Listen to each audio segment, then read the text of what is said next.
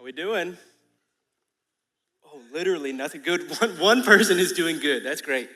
Has anyone been to Colorado recently? What a segue. Okay, I see a couple hands. For me, it has been a while, but I remember it super distinctly because if you drive to Colorado out from Missouri, you spend the majority of your trip driving through Kansas. It feels like you're doing it your entire life, and the entire time it's miserable because Kansas is like where happiness goes to die. And remember that when you finally get to Colorado, there is this sign. I think we have a picture of it here. Yeah, it says, "Welcome to colorful Colorado." And I remember this sign really distinctly, and I think it's really funny because for the next 2 hours, you're in Colorado, but you might as well still be in Kansas. Like, it is not colorful whatsoever yet. Like, the beauty of Colorado is not on display. And so, is the sign lying? No, obviously not, because you are actually in Colorado. You have passed the border, but it is pointing to something down the road. We know that's how signs work, right? Signs aren't promising to be the thing itself. It's actually just pointing to something farther, some greater reality that you haven't gotten to yet. It's what signs do, and sometimes that's literal, sometimes that's metaphorical. Why am I bringing that up, though? Well, it's because tonight when we look at an encounter with Jesus, I think it's kind of like that sign in Colorado. On the surface, it's a little confusing. It's a little weird. But I think if we sit with it for a second and we look to what it's pointing to, then there's actually a lot there for us. Because tonight we're going to look at the very first public miracle that Jesus performs. And so up until this point in Jesus' ministry, he's basically just been recruiting people to follow him. He has been kind of gathering people. He's a teacher, so he's saying, come learn after me, come follow me and learn from me. But he hasn't really done anything to prove that he is who he says he is yet, that he is God. But that's going to change tonight because he's going to do something that really only God could do.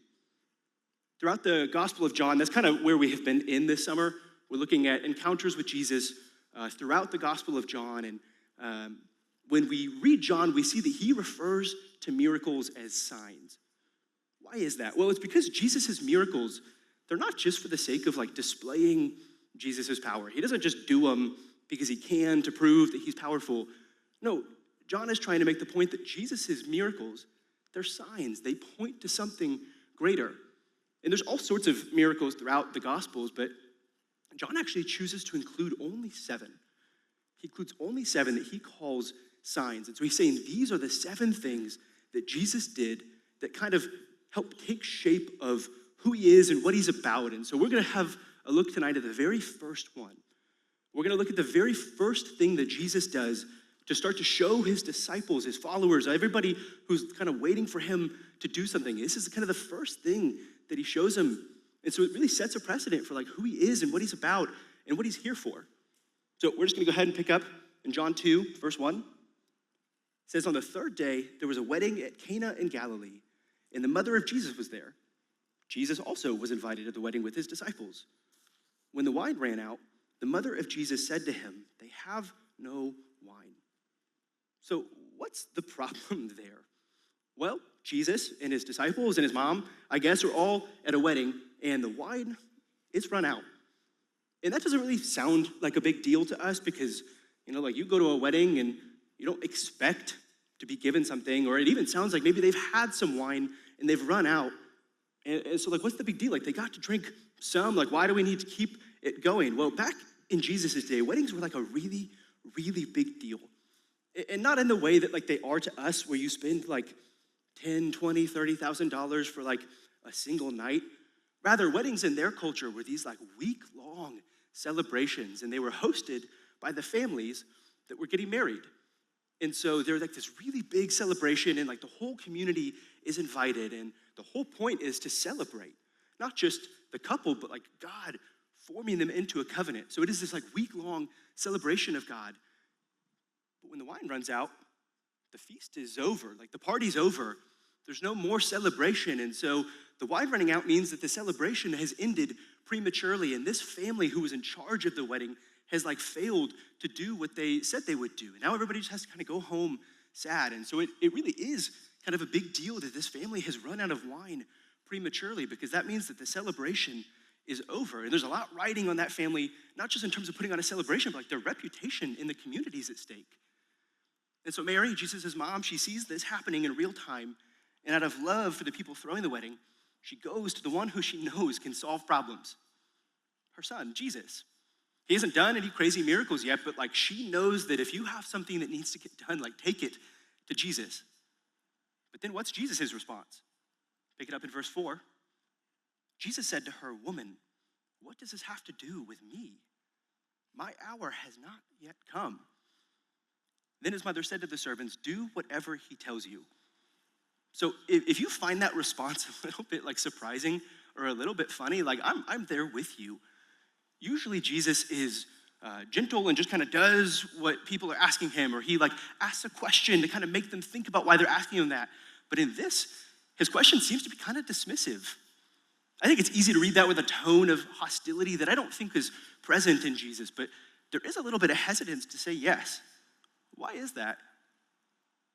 Well, if we pay attention to what Jesus actually says, he mentions his hour, which feels kind of cryptic, but if you were to keep reading the Gospel of John, you would see over and over and over again that phrase, my hour, it refers to the hour or the moment or the time where Jesus is going to be crucified. And so it's not like a wrong way to read this if it were to say something like, "Woman, why are you involving me? I'm not ready to die yet. Why are you making this my problem? I'm not ready to die yet." Sorry, I've been fighting some sickness. It's one of those things where like, I got sick, and then my wife got sick, and then my baby got sick, and then I got sick, and then my wife got sick, and my baby got sick. And so we're like kind of on the end of lap 2. I may be starting lap 3, who knows? But I'm gonna try not to cough at you guys all night. But Jesus, he's talking about his hour, and he's essentially saying like, I'm not ready to die yet. And that might sound weird to us, but remember, like this is the start of Jesus' ministry. And so in some sense, what Jesus is saying here is, hey, if I go public, if I start doing miracles, then people are gonna follow me, and my name's gonna be known, and people are gonna hear the kind of things I say, and he knows, Jesus knows the plan that his Father has for him. He knows that people are not gonna like what he says, they're not gonna like the things that he does, and that ultimately he's gonna be crucified. And so this is kind of like a decision point for Jesus, ultimately asking like, am I ready to die? Am I ready to start my ministry? Am I ready to do this thing that ultimately leads to my death? Mary seems to know her son pretty well, because rather than like waiting for him to even answer and say like, okay, fine, I'll do it, she just goes to the servants. She's like, just do what he says. Like, Jesus is about to give you some instruction, just listen up. And he does. Back to the verses, verse 6, it says, now there were 6 stone water jars there for the Jewish rites of purification, each holding 20 or 30 gallons. Jesus said to the servants, fill the jars with water, and they filled them up to the brim. And he said to them, now draw some out and take it to the master of the feast. So they took it.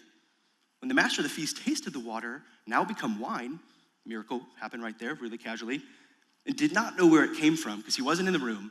So this is the guy who is putting on the wedding feast. He's not part of the family, but he's the guy that the family has appointed to help pull this wedding off and make sure that it is going well. And so these servants, they bring him what is now wine, came from water. He doesn't know where it came from. What does he say though? It says the master of the feast called the bridegroom. So he goes to the groom and he says, everyone serves the good wine first. And when people have drunk freely, then they serve the poor wine. But you have kept the good wine until now. This, the first of his signs, Jesus did at Cana in Galilee and manifested his glory, and his disciples believed in him. And so we see ultimately Mary was right. Jesus ends up doing it. He takes gallons and gallons of water, like gigantic jugs, and he turns it into wine instantly, which is like pretty crazy because I don't know if you know anything about wine, but you don't want it to be like fresh and new. Wine is one of those things that like it takes time to age, and the longer it ages, the better it is. And so Jesus turning water into wine, like sure, it's a miracle because like nobody else is doing that, but it's also a miracle because like that's not how wine really works. It's not an instantaneous process, but it is for Jesus. So is his wine terrible? Is it fresh and bad and not quite ripe yet? No.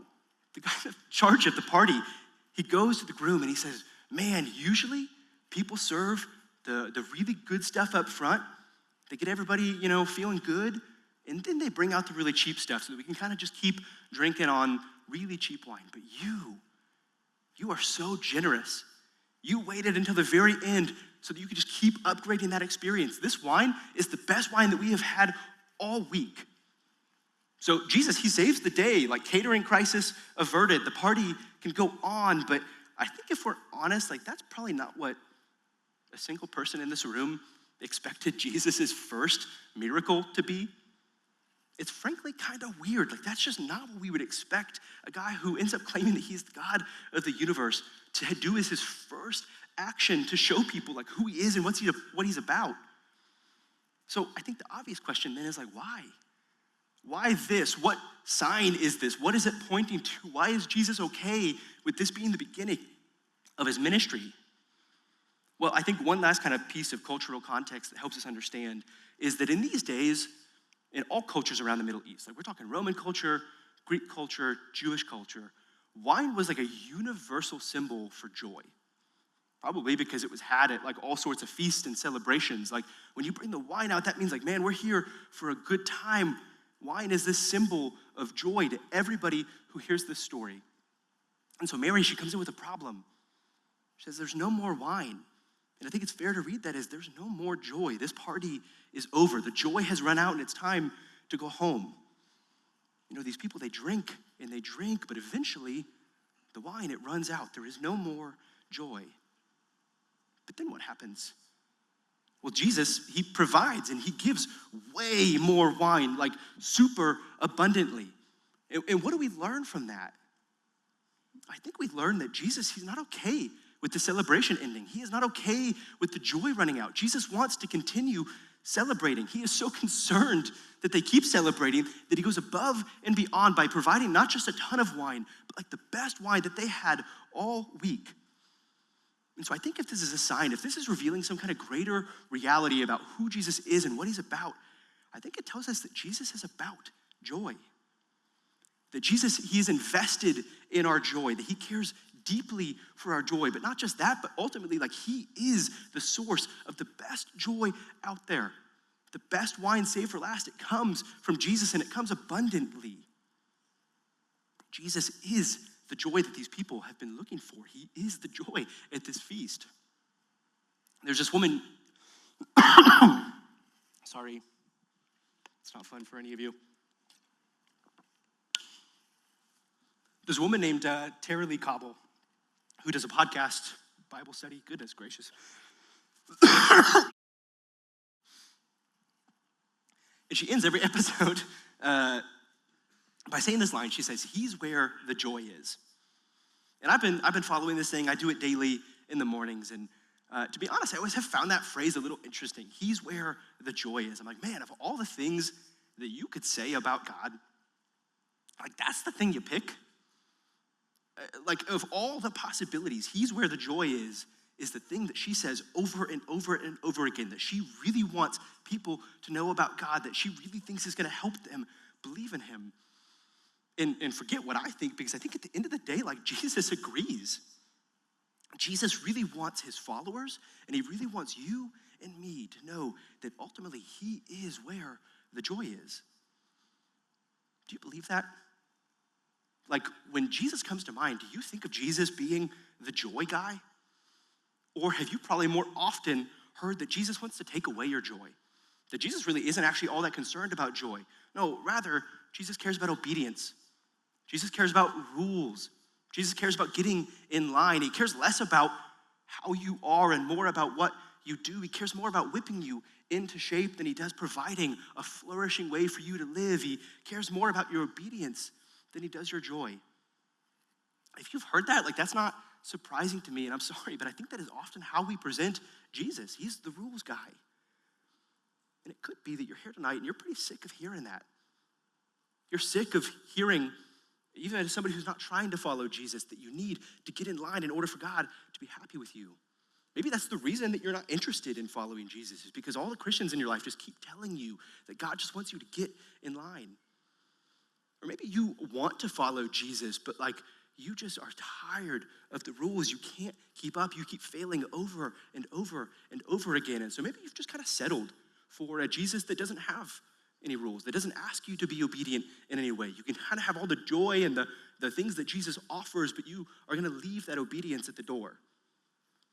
I want to just humbly ask you to consider something. And that's to kind of get away from the narrative that obedience and joy are like at odds with each other.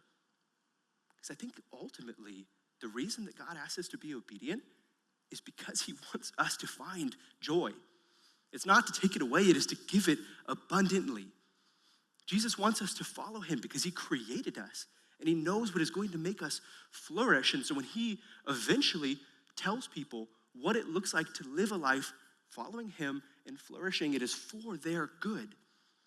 But I think we see in this encounter that before Jesus ever tells his disciples what to do, or even what not to do, he gives them a reason to celebrate. Like that is what Jesus starts with. It's not rules, it is celebration. It is joy. It is a reminder of who he is and his character and what he wants for them. I think it's possible that you've maybe heard of this Jesus, but you just don't actually believe it. Like maybe you've heard that Jesus is out for your joy, but when it comes down to it, like, don't actually believe it. Sounds nice. Maybe there are days where that's true in my life, but most days, not really. And I think if I'm honest, like that's probably really true of me. And I think I know that because like I go to God for all sorts of stuff. I go to God for guidance. I go to God for teaching. I go to God when my life is not going well and I need somebody to help fix it. But I really don't think I go to God much when I'm looking for joy. I mean, you could like ask my wife, I think I am the king of looking for joy in like literally all of the wrong places. I look for it in gaming, I look for it in food, I look for it in just trying to be as comfortable in my life as possible, taking as many vacations as I can, kind of running from things that are hard. Any instant pleasure that's out there, I have probably tried it more times than I would like to admit. Like I look for joy everywhere. Do any of those categories resonate with you? Are you looking for joy in any of those ways? Are you looking to make your life more comfortable, kind of cutting out the hard stuff and just running towards the things that are easy? Or maybe you're looking for success. You're trying to find that career or that internship or that position that gets you all of the praise and the money and the acclaim that you've been looking for. Or maybe like me, you're just looking for kind of quick pleasure, just things that feel good. And so you'll take whatever it is, no matter how harmful it is, as long as it feels good in the moment. And I think it really sounds obvious, but like we look for joy all the time. Like we are really concerned with joy. We want it desperately, but I think we're really bad at getting it. We're really bad at knowing where to go for joy because we look in all of the wrong places. There's a guy named Dax Shepard. I don't know if you guys are like Armchair Expert fans or if you recognize him from movies, but he was on a different podcast and somebody was just kind of asking him about his life and his experiences up until that point. And I think he talks about this really well. So I want to go ahead and watch a clip of that. And I am about to star in this movie, Zathura. They're paying me a ton of money. People recognize me at the airport. I'm doing everything I had dreamt of doing for 30 years. It all came true. And I am the least happy I've ever been in my life. I'm closest to not wanting to be alive ever as I've ever been. And I have every single thing on paper that I wanted. And that was a very weird, I feel grateful for this because I was able to say, oh, something much more profound is broken. Because up to then, I could tell myself, well, if I had money, I wouldn't need to do this. If I was doing the thing I wanted to do, that would solve everything. Yeah, Like, I think a lot of us proceed through life thinking we would be happy if, we would have self-esteem if, we would know contentment if. And those are illusions that most people don't get to find out are illusions. And I got to find out it's an illusion. The things that you and I turn to for joy, they're an illusion. They offer a temporary happiness, but we drink and we drink and we drink, and eventually that wine, it runs out. We're waiting for it to finally satisfy. We go back to it over and over and over again, hoping that maybe this time there's a little bit more there than there was last time, but eventually it runs out. But then we look at this sign that Jesus is giving his people. we see that he is the joy that we have been looking for. Jesus has it. He has all of the joy that we've been looking for. He is the one who provides the best wine that there is. Jesus says that he's not just here for temporary, fleeting happiness. He's here for our permanent, lasting joy. But how do we know that? Like, how do we actually know that Jesus' wine is better? How do we know that we can even trust that it's true? I want to go back to what Jesus actually says in verse 4. And Jesus said to her, "Woman, what does this have to do with me? My hour has not yet come." So everything that Jesus goes on to do with this sign, turning the water into the wine, keeping the celebration going, he connects that ultimately to the hour of his death.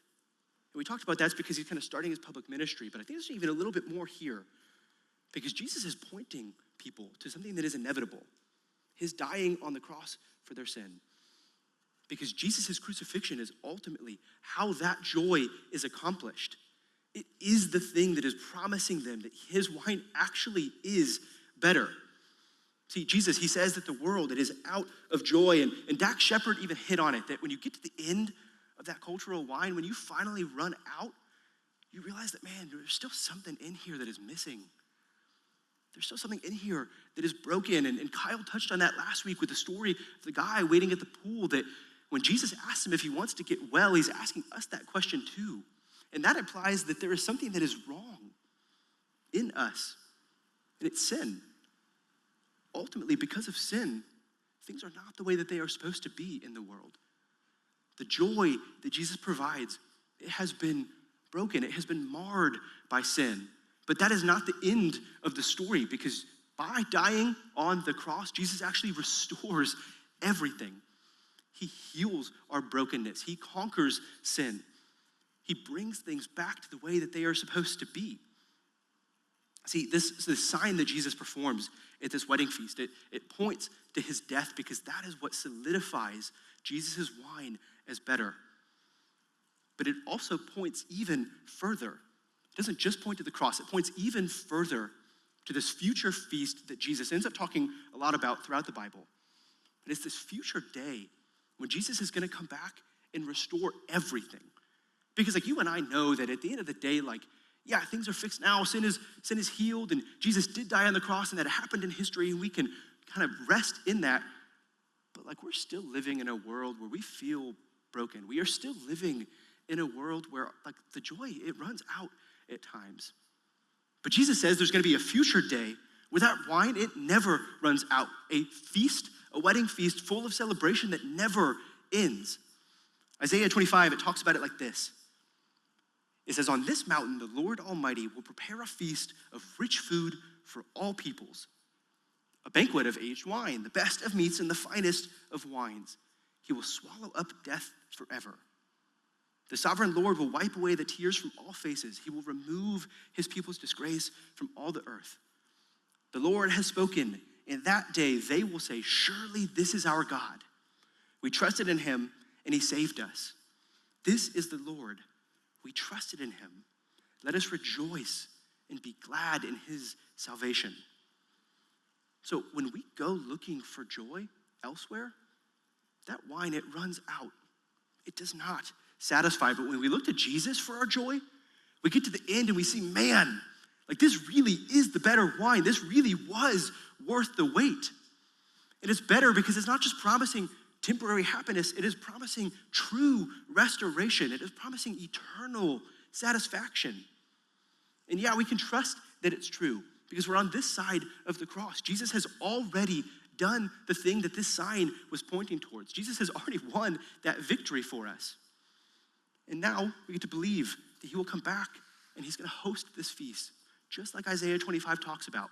And anyone who believes in him can be there, can drink of that better wine, can know eternal satisfaction. But like, what does that mean for our summer? I think maybe a fair question is like, does that just mean that I'm gonna feel joy all the time? That like, if I just start following Jesus, that like, we're in joy and it never goes away? Of course not. I think anybody here who has been following Jesus for like really any amount of time can tell you that is not how things work. We still live this side of eternity. We're past the cross, but we are not yet to full restoration. But it does mean that that future joy, it is both promised and it is going to be worth everything that it takes to get there. When we are in hard times, we can know that they are not going to last forever.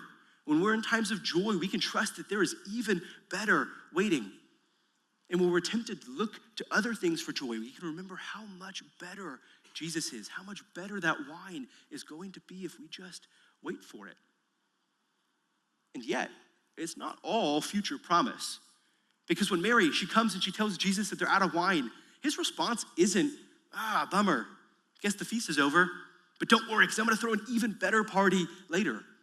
No, he provides wine in the moment. He gives them joy so that the celebration can keep going. Jesus wants us to know that the joy that he has on offer at that feast, eventually it is on offer to you now. You can start tasting the joy that comes with following Jesus. I think there's so many ways that we see this. We've already talked about that freedom that comes from living the way that God designed us to live. Living in obedience to him, not because we have to, but because we want to, because we trust that Jesus knows what is best for us. I can tell you over 4 years of being in college myself, and 5+ years now of doing college ministry, I have watched people start to follow Jesus, have their life completely changed. And it's not like they go from having a ton of fun and then following Jesus, but like, don't worry, it's gonna be good someday. No, they find joy in the moment as they learn who God is and they start to read his word and they start to get involved in a community of people. Like their life has changed for the better. They start to experience a joy that is not temporary and it is not based on things that are going to ultimately harm them and run out, but it is based on the one who promises to feast for eternity. And I think in that, if you caught it, I mentioned community because I think that is one of the most beautiful things that is on offer to us. It's one of the things that God gives us to remind us over and over and over again that he really does care about our joy because he gives us to enjoy it together. He gives us people that we can walk alongside. He gives us people that when things are hard, they can encourage us. He gives us people that when we are kind of tempted to run after these other wines, they can remind us that Jesus is better. And then he gives us people that we can just actually enjoy following God alongside, that we can look at what he's doing in their life and know that even if he's not doing it in ours right now, that he might someday. And we can even just rejoice over what he's doing in their life because we are growing in community together. That is like the feast present in this moment is us being the people of God. Music team, y'all can come back. But I wonder what God could do if we just leaned into that. If we saw Veritas not just as a place that we come on Tuesday nights, not just as a thing that you participate in and then go home from, and not even just as a place to come and meet friends. Friends are great, but what if we actually saw this as a community of people?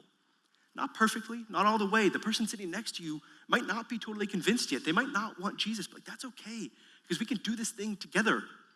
We can encourage each other when we're forgetting truth. We can remind each other of the joy because we're looking at it in each other. We're watching each other's lives being transformed because that's the truth. Ultimately, that's why Jesus gives us this sign is because he cares about joy. Jesus is where the joy is. We don't have to run to other things that are going to run out. We can run to Jesus who will provide us joy now, even in the hardship, but then the best wine that we have ever tasted someday. And for all of us who believe, we're gonna be at that feast together. We can have a really great picture of it now, but there will be a day where we are together eternally. And that celebration, it never runs out. Jesus is where the joy is. I'm just gonna pray that we would believe that. Jesus, we just thank you. What else can we do but thank you for being who you are, for dying on the cross and solidifying this promise, and then giving us signs that we can look to know that it's true. That even when we're tempted to run to other wines, that even when it feels like that joy, it has run out, it has never run out. Because you are going to come back someday, and we are going to see that it was worth it, Jesus. So I just ask that we would be a people that don't view obedience as the opposite of joy, but actually the path to joy. And that we wouldn't just be people who happen to come to the same place on a Tuesday night, but that we would be a community of people that we would be a picture of what that feast is going to be someday, and that we would learn to enjoy it now, Jesus, so that we can enjoy it even more in the future when you finally come back. We thank you. We love you. And it's in your name we pray.